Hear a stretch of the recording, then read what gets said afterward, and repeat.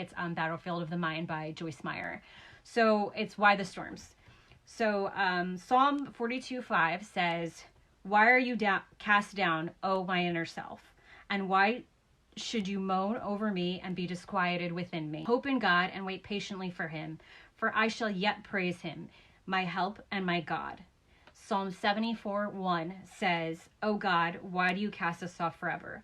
Why does your anger burn and smoke against the sheep of your pasture?" So as I think about the storms that we all face in life, I can understand why people sometimes ask, why the storms? Why do people have so many problems and struggles in life? Why do God's people have to deal with so much suffering? As I consider these questions, I began to see that Satan plants these questions in our minds. It is his attempt to keep us focused on our problems instead of focusing on the goodness of God. If we persist in asking these questions, we're implying that God may be to blame.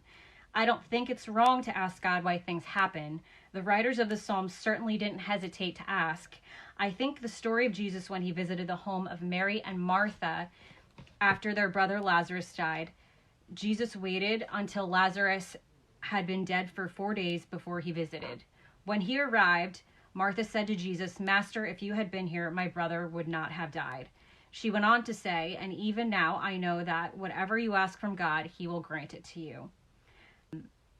Okay, so, and there's a lot more to this. Lazarus right now is kind of like the storm that we're in, right? And a lot of us are probably thinking, Jesus, why can't you raise Lazarus from the dead? I feel like in this time, even though it's really hard for us to see and to understand the goodness of God and everything that's going on, we need to focus on not what the news is telling us, not what the world is telling us. We need to focus on the goodness of God and community and helping each other and encouraging one another and spending more time with people that encourage you and the word.